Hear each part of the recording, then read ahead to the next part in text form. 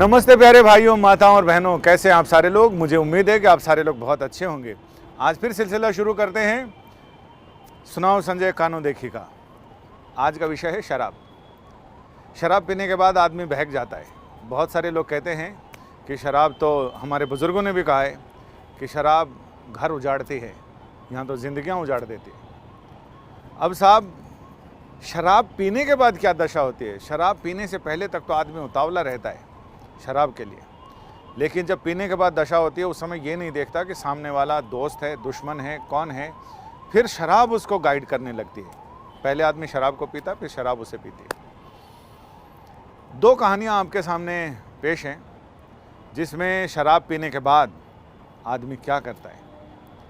एक आदमी सिर्फ शराब के पैसों के लेन देन को लेकर अपने दोस्त की हत्या कर दी किसी ने, और पुलिस को उसने कहानी गढ़ के सुनाई। लेकिन उसकी ही 13 साल की बेटी, जिसने सारी घटना अपने आंखों के आगे देखी, उन्होंने पुलिस को ये बताया कि मेरे पिता ने ही हत्या की है। और इसके बाद उस आदमी को सज़ा हुई। घटना मध्य प्रदेश की है, भोपाल के पास सिंगोड़ी घाट पिपरिया घटोरी, यहाँ का मामला है। कन्हैया नाम का एक शख्स है, कन्हैया बारसिया, शराब पीने का आदी।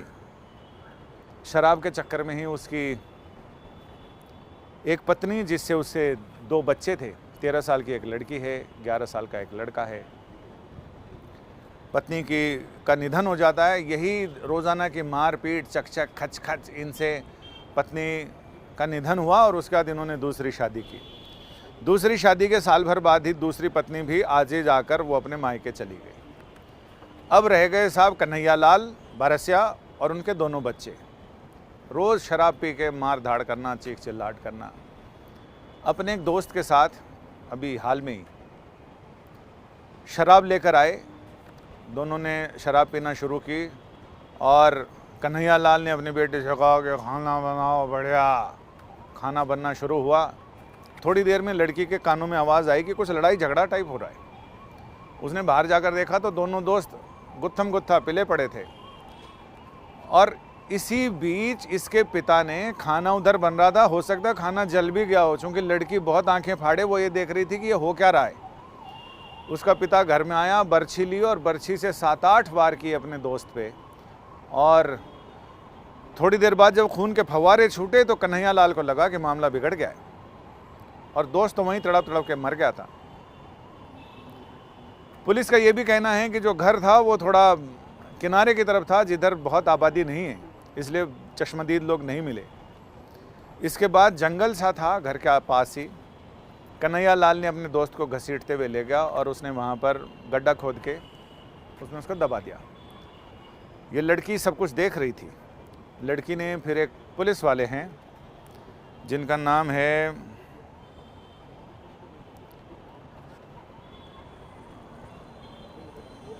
समप्यासी, लड़की ने फिर उनसे जाके, अभिषेक प्यासी SI, लड़की वहाँ पहुँची और उन्होंने अभिषेक प्यासी से कहा कि मेरे पिताजी ने एक मर्डर किया है और अंकल को वहाँ पर दबा दिया है। पुलिस वहाँ तक पहुँची। पहले तो कन्हैया लाल पुलिस को बरगलाता रहा, इधर उधर की कहानियाँ सुनाता रहा। लेकिन जब बाद में पुलिस ने उससे सख्ती से पूछा तो वो टूट गया। और उसने फिर ये बताया कि हाँ, शराब के नशे में उससे ये सारा हो गया। पुलिस ने उसको गिरफ़्तार किया। और ऐसी शराब का क्या जो अपने और पराये का भेद भुला दे। शराब पीने के बाद आदमियों ने ऐसे ऐसे कृत्य किए हैं कि आप सोच नहीं सकते। सिर्फ यही नहीं, शराब की कीमत को लेकर, शराब की बॉटल कितने में आई उस पर आधी हिस्सेदारी को लेकर ये झगड़ा हुआ था और उसने दोस्त की जान ले ली थी। दूसरा मसला उत्तर प्रदेश के कानपुर का है। यहाँ तो और भी मामला ख़राब था। 2 दोस्त साझे में शराब की बोतल लेकर आए। एक दोस्त शराब ज़्यादा पी गया, दूसरे को इतना गुस्सा आया कि उसने वहीं अहाते के कैंटीन से चाकू लेकर आया, वो गोश्त काटने वाला, और उसने उसके ताबड़तोड़ वार करके और जान ले ली। आप सोचिए कि तूने 1 पैक शराब या 2 घूंट शराब ज़्यादा क्यों पी। क्योंकि ये मामला, इसके बारे में पता चला कि ये कानपुर के कल्याणपुर इलाके का है। ये कल्याण बताओ। और यहाँ पर मनोज यादव इलेक्ट्रीशियन है और मोनू गौतम वो भी ऐसे छोटा मोटा काम करता है। तो ये साहब मनोज यादव शराब पी रहे थे और वहीं आते में मोनू भी आ गया और इसने कहा ये तो बढ़िया हुआ, एक से भले दो। दोनों ने साझा में शराब मंगाई और तब तक दोनों को अच्छी खासी चढ़ चुकी थी। मनोज ने देखा कि मोनू ने ज़्यादा पी ली है शराब और जितना था उसमें से उसका हिस्सा भी पी गया और इसी पर झगड़ा शुरू हुआ। इतनी सी बात, 2 घूंट के लिए, लोग कहते हैं 2 बूंद ज़िंदगी की, यहाँ 2 बूंद ज़िंदगी की, उसके लिए इन लोगों ने मारामारी कर ली। तो जैसे शतरंज के खिलाड़ी में हुआ था वैसा ही मामला यहाँ भी हुआ कि शतरंज के खिलाड़ी में भी शतरंज के बादशाह और वज़ीर के लिए दोनों लोग अपनी जान दे देते हैं, वैसी हालत यहाँ भी हुई। तो आप लोगों को ये समझ में तो आ गया होगा और बचपन से सुन रहे हैं, नई पीढ़ी के लिए संदेश ज़्यादा है। जो इन्जॉयमेंट का नाम सिर्फ ये कहते हैं कि मांस खाएंगे और शराब पिएंगे, तो इन्जॉय करना सिर्फ वही नहीं है, पार्टी करना या मस्ती करना सिर्फ यही नहीं है कि मांस खाया जाए और शराब पी जाए।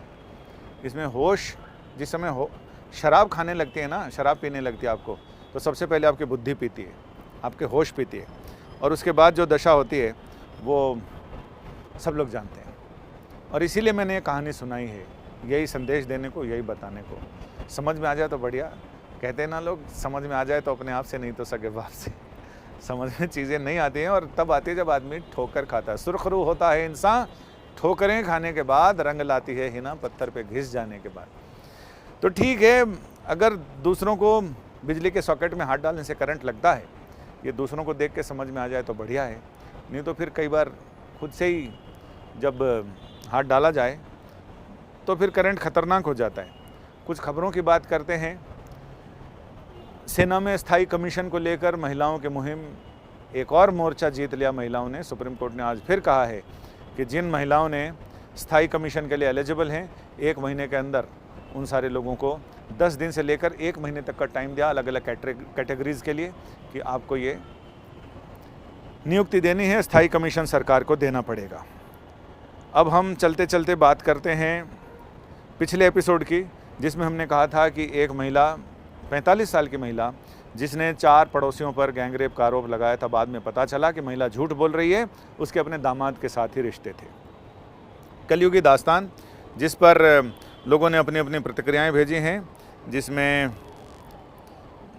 जयराम गुप्ता जी ने लिखा है कि आपसे मेरा दोबारा अनुरोध है कि आप आज तक के कॉलम में अपने शो की एंट्री कर दिया करें, जिससे हमें तुरंत ही पता चल जाए। आज बुधवार को जब आपका शो मिला है, तो साहब ये हम बिल्कुल कोशिश करेंगे कि आप लोगों को, आप लोग इतना प्यार देते हो इस कार्यक्रम को, तो आप लोगों को परेशानी ज़्यादा ना हो। और जीत लोधी साहब ने लिखा है, sad story but they got justice, that's great, woman is her son in law, woman and her son-in-law, 10-year imprisonment, that is karma. कर्मों का फल तो मिलता है, इसीलिए हमने कहा है कि कर्म अच्छे किए जाएं तो बढ़िया रहेगा। इसके अलावा राजेश जी ने भी कुछ लिखा है, लेकिन हम आपके आगे पढ़ नहीं सकते। XYZ, उन्होंने बहुत ही अपने स्तर के हिसाब से चीज़ें लिखी हैं। जैनुद्दीन भटकार साहब ने लिखा है, शुक्रिया दोस्त, गॉड ब्लेस यू। इसके अलावा शिवांशु सहाय, उन्होंने लिखा है, great work sir, never leave story telling. आपकी सलाह का हम बहुत स्वागत करते हैं। कई लोगों ने तारीफ़ लिखी है, हम ये देखते हैं कि किन लोगों ने, जिसमें संतोष राठौर हैं और युवराज हैं, इकबाल साहब हैं, इन सारे लोगों ने लिखा है कि कार्यक्रम अच्छा है। और बहुत सारे लोगों ने इमोजी के ज़रिए अपनी भावनाएं जताई हैं। उषा तिवारी हैं, हेलो सर, मेरी दुआ है कि आप खुश रहें और हमें ऐसे ही कहानी सुनाते रहें। आप बहुत अच्छा कह रहे हैं, सुनाते हैं, फील करते हैं सुन के। शम सर के बाद अगर कोई है तो आप ही हो जिसको मैं सुनती हूँ। अरे थैंक यू उषा तिवारी जी। बालकृष्ण शर्मा लिखते हैं, हे प्रभु अब क्या क्या सुनना होगा, कलयुग है और इसमें तो पहले से हमारे ऋषि मुनियों ने कहा है कि आगे क्या क्या आने वाला है। और रघुनंदन सिंह, हैप्पी छठ पूजा। इसके अलावा भाग्य सिंह मीणा, इन्होंने लिखा है, इम्पोर्टेंट लीगल वीडियो, थैंक्स।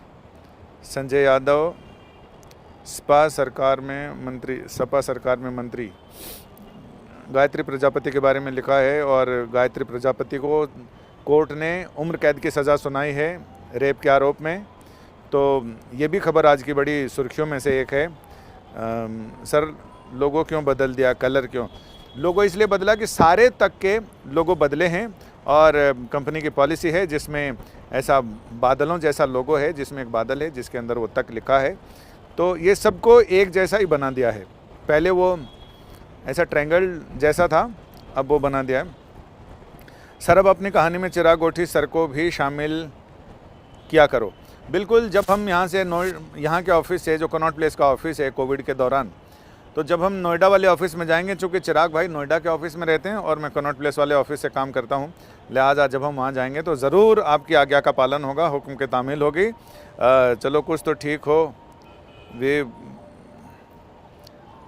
सारे लोगों का प्रतिक्रिया देने के लिए धन्यवाद हृदय से, और आपसे इजाज़त लेते हैं। जल्दी हम फिर हाजिर होंगे आपके सामने नई कहानियों के साथ, नई कानों देखी के साथ। आज्ञा दें, नमस्ते।